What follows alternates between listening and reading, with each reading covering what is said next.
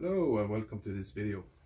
Today I'm going to talk about this uniform that I'm wearing right now, which is, as the title says, is the Norwegian M51 field uniform. Now, you may be looking at me right now and thinking you look a lot like an American soldier from the end of the Second World War, and that would be absolutely right. This is pretty much exactly based on the US 1943 field uniform, and even with this helmet I look a lot like a US soldier, but this is actually a Norwegian M1 helmet. Anyway, let's get rid of that and let's get the proper field cap on. This belongs to the same uniform system, the M51 field cap, so I'm going to be wearing that for the rest of the video.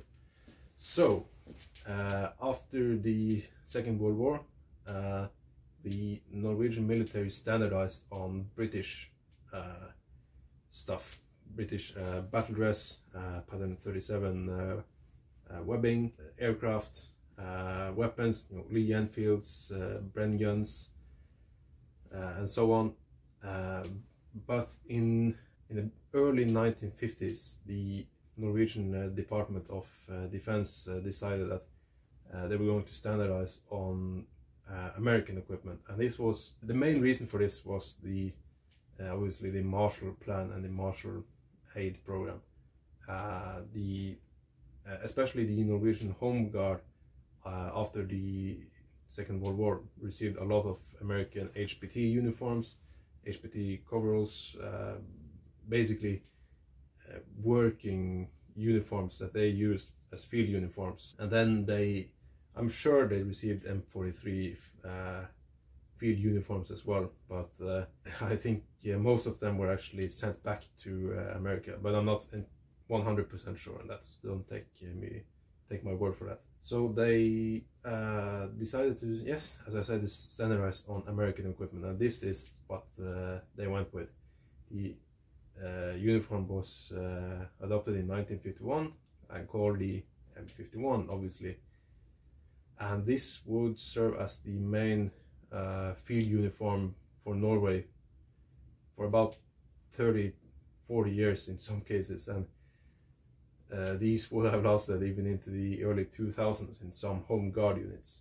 But this was replaced by the Norwegian M75 uniform in the mid-70s, but that obviously mindset at the time was to use up old stock before you started replacing it with newer stuff, and that's obviously very normal in a lot of armies, especially in armies that doesn't have the best budget in the world, like Norway, obviously. So here is the M75 uniform. This is the later version in camouflage. The earlier ones were solid olive green color, a little bit darker than this. But anyways, it's this is what replaced this uniform.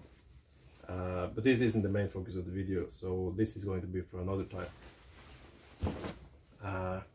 And some of you may have noticed that I'm wearing a pattern 1937 British web belts.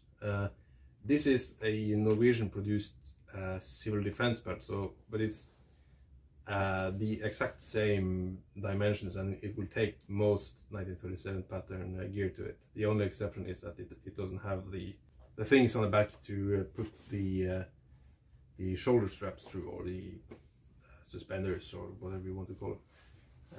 And that's this is actually appropriate because especially the Norwegian Home Guard would have used pattern 37 belts long time after the war, before they started getting a bit more of what the regular army had. Not only did Norway standardize on American uniforms, but they also standardized on American weapons. So until about the early 1970s, the standard Norwegian rifle was the M1 Garand, and also they would have also used M1 carbines and BARs and so on and so on. But that's not really important to this video. But you would see Norwegian soldiers wearing US World War II web equipment until about the early 1970s, so almost an exact copy of American soldiers until then. So I'm going to put up a picture of that just for reference.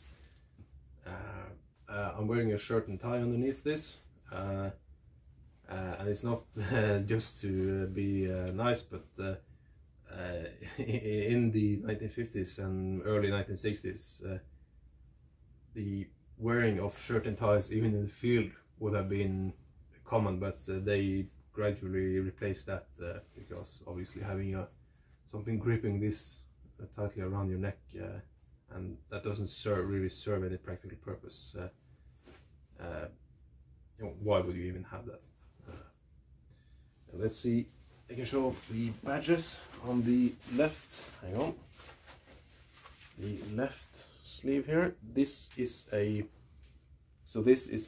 Home Guard badge, kind of not the earliest pattern, but not the latest pattern as well. They changed slightly from throughout the decades. And above it you have the Norwegian flag. Now, for some reason, from 1951, when this uniform was adapted, until 1983, I think it was, the flag on the field uniform was worn on the left sleeve instead of the right sleeve, which is the standard today and was the standard before then. And also at the same time, that was the standard on the service uniforms. So why they did that, I have no idea. But if I turn around, you can see this has had the flag on this side as well, so I'm not entirely sure what's been going on here. What I'm probably thinking is that when 1983 came around, they switched this around to this side, or had both flags on both sleeves, which you would have seen as well. That's just some of the oddities of this uniform, I guess. But I'm thinking that someone removed the flag on this side and moved it to this side to make it more appropriate for a certain time period. And yes, like the American uniform, you can button it close. I'm not going to do that, but you can do it. And you also have this flap exactly like on the American uniform, and you can they did also have a hood that was exactly like the 1943 hood to go on this. I don't have one to show you, but these would have mostly been worn in pictures. You can see it mostly being worn without the hood, so take that for what it is. So with that being said, let's take the camera a bit closer and look at the details, because there are some deviation from the US 1943 uniform that I would like to show you. So here I'm going to show you what some of the details look like, and the markings and so on the jacket itself. Now this has been well used over the years, and it has also been starched to make it a bit more stiff, I guess. And so yeah, let's just get right into it. One of the things that slightly deviates from the American 1943 uniform is that the pocket covers, pocket flaps are straight angled on both of these. That's maybe a bit hard to see, but they're both straight, these flaps, straight angles, sorry, no curves. Now this is I'm slightly unsure about it, because I have seen some pictures where it looks like they are slightly curved, like on the American one. And even on the American one, sometimes these may be straight and sometimes these may be curved. So that's I was a bit unsure if I was going to include that as a kind of a difference between the two, but I thought I might as well, since I have you guys here. Yes, the overall construction is exactly the same. You got epaulets to have rank insignia on and keep your webbing gear in place. And just going to show you on the sleeves, you have, it opens pretty wide up actually, so, and then you have these two fastening buttons right here. I find it's best to just have it on the first button, but that's up to the individual. And if we open this up a bit, we can see a straight line of plastic buttons. You have the top one right here. These are very standard Norwegian plastic post-war buttons. Nothing unusual about them, and you can button them all the way down if you want to, or just button them down to the waist, whatever you like. And if we just open this a little bit more, let's see, you have tightening around the waist to fit the jacket to the user. Nothing unusual there. And I'm not 100% sure, but I'm sure the lining is a little bit different than from the American version. And here we have the markings on this particular one. You have what I believe is just a batch number or storage number, and this is STR52. So STR is just shortened for a Norwegian word for size, so size 52. These come in standard sort of European sizes. Now the markings do vary a bit, and I'm going to show you pictures of how they may vary a bit, but that's I'm not an expert on that field, so there may be more variations on the markings than what I've seen with my own eyes. And just to, hang on, you got this really small tag right here that says 52, if you can see that, and a loop for hanging it up on a coat rack or something. So that's pretty much it as far as markings and basic details go. As far as the color goes, the color varies a lot, from quite dark green to almost a gray color, and that depends both on the batch and on the amount of wear it's gotten. So yeah, that's pretty much it. I'm going to just show you the back, just so we have that done. Nothing special about this. Yeah, that's pretty much it. And one more thing about this jacket. There was also a female version that didn't have these breast pockets. Those are obviously not as common, because obviously back in the day you didn't have as many women in the Norwegian army. And also these, talking about these jackets in general, were very popular among troops. They are very comfortable, they're very hard wearing and robust. These won't break apart very easily. And that's pretty much all I have to say about the jacket. Let's move on to the trousers. Okay, so here we have the trousers. Let me just get this out for you. Sorry I can't get the whole trousers practically into the frame, but that's what you just have to do. So on the front here we have 5 buttons, plastic buttons, exactly the same as on the jacket. You have this watch pocket, taken directly from the 1943 uniform. You also have two slash pockets for your hands or whatever you need right in here.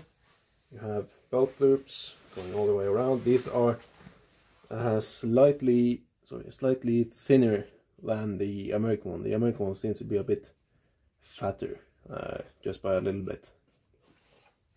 You also have these tightening tabs, I guess you would call them, and these are different from the 1943 pattern.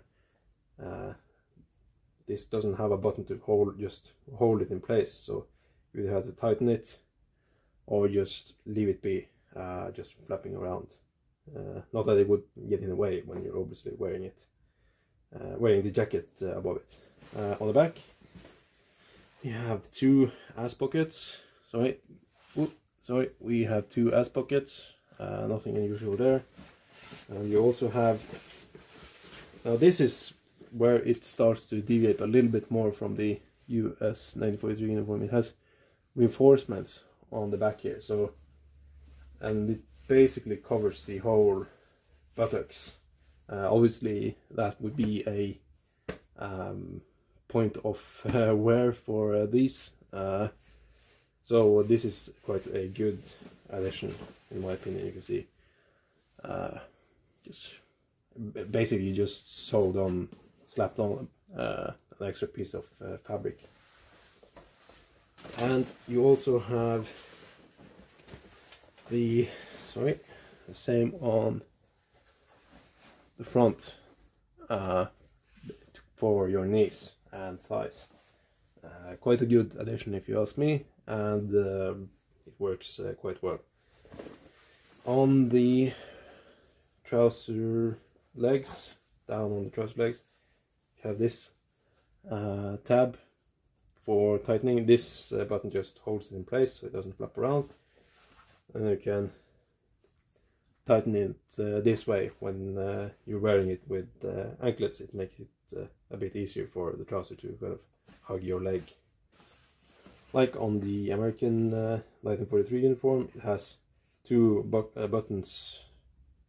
Oh, sorry, it has 6 buttons altogether, but buttons for holding on a pair of trousers, suspenders, or braces, if you will, kept in place with these bands, I guess you can call them. See, these are on the back, and these are on the right side. Nothing unusual about that. Now, the lining of the kind of pocket lining deviates a little bit on the Norwegian model M51 right here. Some of them are white, some of them are more kind of a beige, sort of light brown color. These are green, and I don't have an overview of when this would have been common, because, or why this would have been, but obviously you wouldn't see the color of the lining on the trousers normally, so it doesn't really matter, but that's one detail to look out for. And as far as markings, this is all we get as far as markings. So it says, sorry, 52. Yes. These would normally have markings on the inside of one of these pockets, but I can't find any on these, so they have probably just worn away. That's just the nature of surplus gear, I suppose. Now let's just quickly compare the colors of the trousers with the jacket, just to give you an idea of the color variation. So here you can see the deviation between the two different batches. First of all, the cloth on this is a little bit more smooth and nice in my opinion. This is a little bit more rough, but you can obviously see the fabric here is slightly lighter than this green, and as I said, these sometimes this would be in gray in color, so that's just one deviation to have in mind. Now to bring the camera a bit closer again, just to show off the field cap, the M51 field cap. These are actually currently in service with the Norwegian Armed Forces, but they are recently announced that they will be phased out in the coming years. They have had almost 70 years of service, so I think they deserve to be retired. But anyway, it's a fairly typical sort of field cap, I suppose. This one is not copied from the American field cap, but this is an early example, and it has the Home Guard insignia on it. I'm not going to go into detail about the cap insignia on it, but early on you would just have a cockade for privates, that is, and more elaborate field caps for cap badges for officers, and then later on you would have basically in the 80s they would start to get these kinds of cap badges in, and you will have different ones for each branch. So this is the Home Guard. As you can see, HV stands for Home Guard in Norwegian. That's appropriately enough. Let's have a look at the markings. This is also marked HV. I also have a lot number, then 1965. This is produced in 1965, so it's fairly old example, and you still have really old examples in service today. When I was in the Air Force, my cap was from the 70s, if I remember correctly. So it has like a soft cap. The more modern ones have a more stiff cap, so you can't really mess with it all that much, but it's very common to kind of bend it like this and just stuff it in your pocket. But another thing about this is that you can very easily do this, and all of a sudden you look very stupid. But this is actually a bit practical when you are shooting, especially shooting lying down. So I'm not sure if this was this was intended, or if this is just an accidental side function, but that's how it is. But please fold it down for all your regular uses. And they also have flaps that you can fold down if you're really freezing. I'm just going to show you what that looks like. Oh, and yes, you look just as silly as as you'd imagine. This does make it slightly more uncomfortable in my opinion, but if you really need it, it's handy, I suppose. So now this is the summer version of the cap. There was also a winter version that I don't have right now that had thicker lining in it, but from the outside it's basically exactly the same. And just here's another one I have. This is the army badge from the that was adopted in 1980s. OV stands for Olav V, the king at the time, and this would have been changed later on, but that's beside the point.